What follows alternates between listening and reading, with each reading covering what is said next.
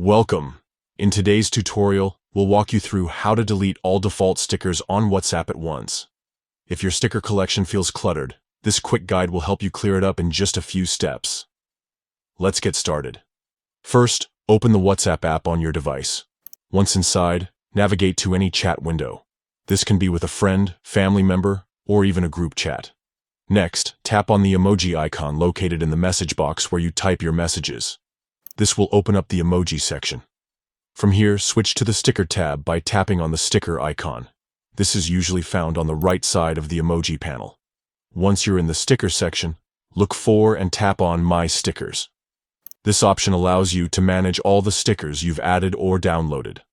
Now, you'll see a list of sticker packs that are currently available in your WhatsApp account.